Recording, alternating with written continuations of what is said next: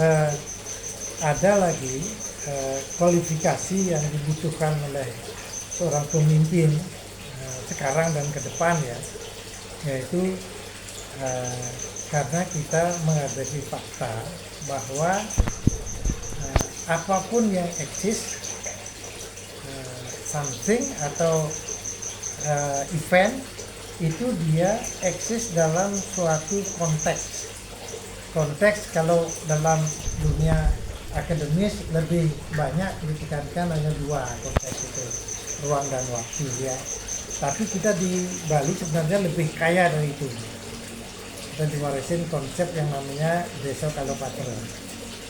Desa Kalopatra. Jadi keberadaan kita, fungsi leadership itu dalam menyelesaikan masalah maupun dalam menyelesaikan progres itu adalah dalam suatu konteks Desa Kalopatra yang seperti Fuka itu saya sebut duka.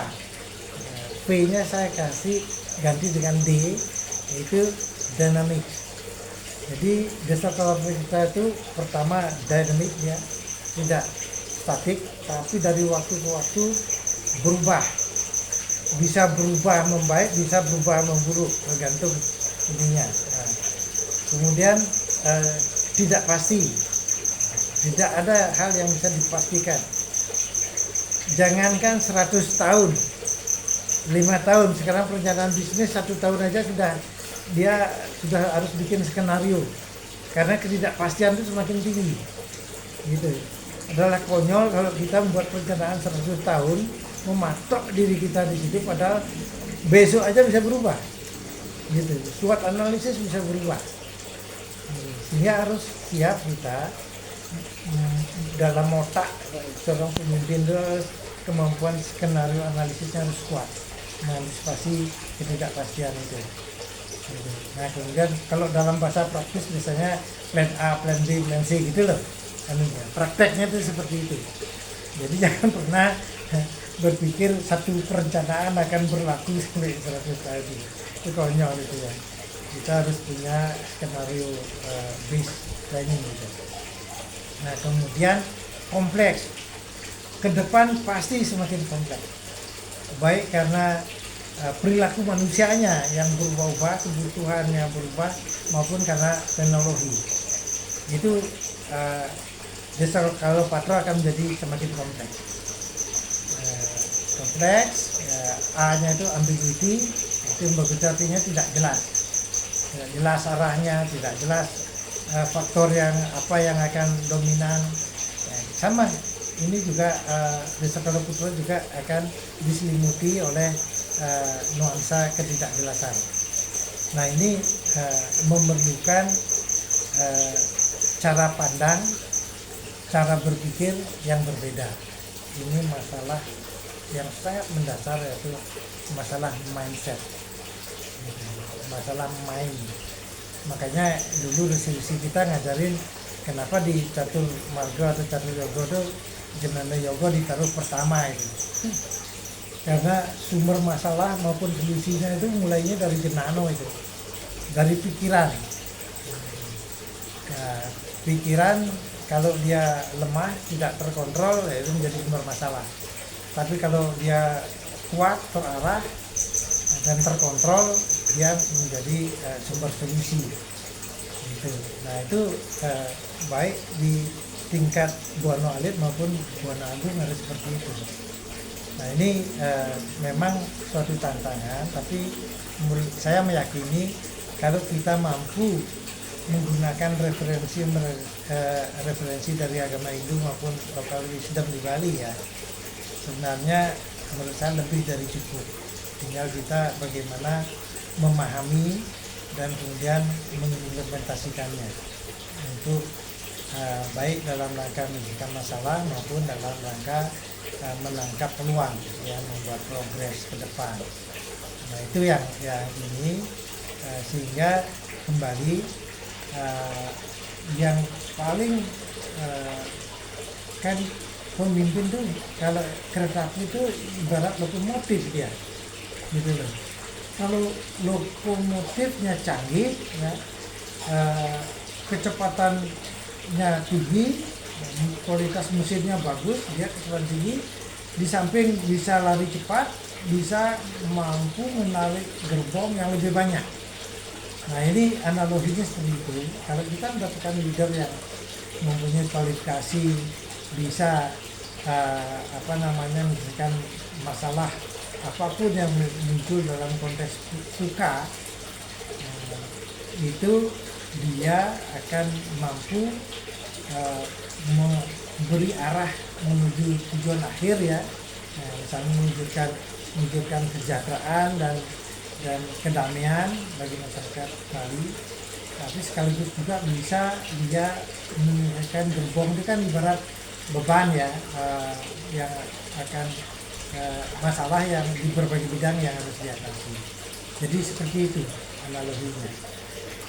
Kita memang saat ini ada kebutuhan mendesak, tidak harus seideal tapi mendekati kualifikasi leader seperti itu, sehingga masyarakat pemilih di Bali harus hati-hati benar memilih leader. Pastikan bahwa orang yang kita pilih itu mendekatilah kualifikasi ideal itu, walaupun tidak 100% gitu ya, mendekati, jangan terlalu jauh dari kualifikasi itu. Artinya qualification gap-nya jangan terlalu besar, sehingga masih ada harapan permasalahan dan progres itu bisa diselesaikan dengan baik. Jadi itu kita. Kemudian memang ada aspek juga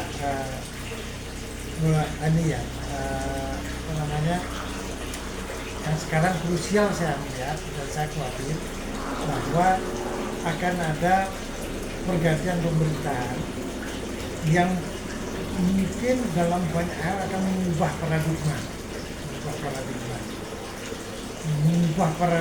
tata kelola di public governance, mungkin akan berubah.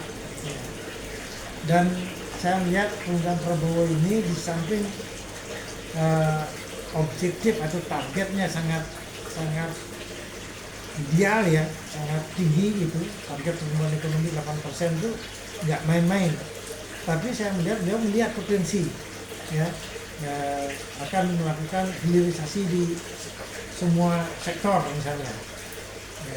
Indonesia itu sebenarnya endowmentnya tinggi, kaya. Nah, apabila pengembangan SDM ini bisa diakselerasi, maka kemungkinan hilirisasi di semua sektor itu, semua produk itu akan menopang pencapaian 8% itu. Nah, bagi Bali, bagaimana pemimpin ini melihat persoalan dan tantangan itu? Apakah mereka dalam visinya menangkapnya hal itu? Akan ada paradigma yang luar biasa. Ada banyak peluang, misalnya dalam pengembangan SDM, dan banyak terbuka peluang. Nah, masalahnya kalau tidak ada di antara kandidat ini yang melihat peluang dan mampu memanfaatkan peluang itu, maka kita akan tertinggal dibanding daerah lain. Yang pemimpinnya mampu melihat peluang dan mampu memanfaatkannya. Jadi ada dua hal di sana. Mampu melihat peluang, Prabowo ini akan banyak membawa peluang luar biasa. Kemudian setelah melihat, mampu melaksanakan, menangkapnya secara efektif ya. Dan untuk itu pasti ada persyaratannya. Apa persyaratan yang dibutuhkan agar mampu melihat? Karena kalau orang butuh kedat, melek ya harusnya mungkin apa gitu. Itu banyak itu orang butuh kedat. Ada lagi, saya tadi pagi lihat YouTube gitu, ada namanya walking sleep gitu. Walking sleep itu kalau bahasa Balinya ngelindur gitu. Jadi, tidur berjalan sambil tidur itu loh, itu walking sleep bahasa Inggrisnya itu. Ya. Itu jangan-jangan banyak ini ya, pemimpin kita itu walking sleep itu. Ngelindur, artinya tidak mempunyai arah yang terukur dan eh, yang jelas gitu, arah yang jelas dan terukur. Nah ini memang seperti tadi kan ada masalah di satu pihak. Masalah ini ada walaupun tidak baru, itu masalah itu ada dia. Nah yang kedua, peluang ini saya melihat akan besar sekali. Ada peluang untuk membuat progres. Nah itu masalah sekarang. Ada nggak di antara kandidat itu memahami hal itu dengan baik? Memahami dalam arti tahu persyaratan yang harus dipenuhi agar mampu melihat peluang. Yang kedua, tahu persyaratan yang dibutuhkan agar mampu menangkap peluang. Itu dua hal yang berbeda tuh ya. Nah, ini memang dalam waktu yang pendek sekarang ini idealnya harus ada akselerasi self learning ya, belajar sendiri ini. Jangan sampai ketika rakyat sudah memberikan mandat, mereka duduk di kursi, baru proses belajar untuk ini cilaka itu. Belajar untuk memahami masalah dan menangkap peluang, cilaka itu.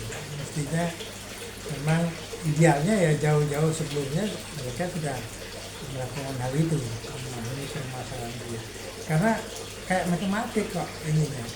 Kalau memahami peluang saja gagal, artinya tidak memahami masalah saja gagal, artinya tidak memahami masalah secara tepat, buru-buru solusinya gitu. Karena memahami masalah dengan tepat itu sudah 50% dari solusi gitu. Nah, kemudian setelah paham ya masalah yang benar, baru kemudian solusi yang benar. Karena kalau salah memahami tidak tepat memahami masalah, ibaratnya orang tubuhnya gatal gitu, yang digaruk bukan di tempat yang gatal gitu. Nah, luka saja di situ nanti yang terjadi, gatalnya tidak hilang.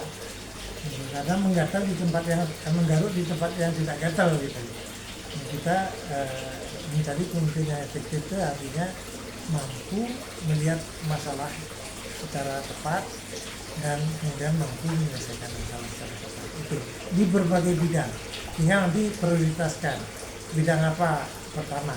Tadi saya sudah menginformasikan banyak orang Bali bunuh diri ya, artinya terutama masalah ekonomi itu yang paling urgent. Gitu. Jadi jangka pendek ini, jangka pendek dan panjang, menengah itu pasti masalah ekonomi yang benar. Saya berharap dalam debat-debat itu nanti masalah ekonomi itu diangkat. Bagaimana mereka membuat strategi dan program untuk mengatasi permasalahan itu. Mudah-mudahan juga ada yang melihat peluang ke depan dan mampu membuat strategi juga untuk menangkap peluang itu dan membuat progres.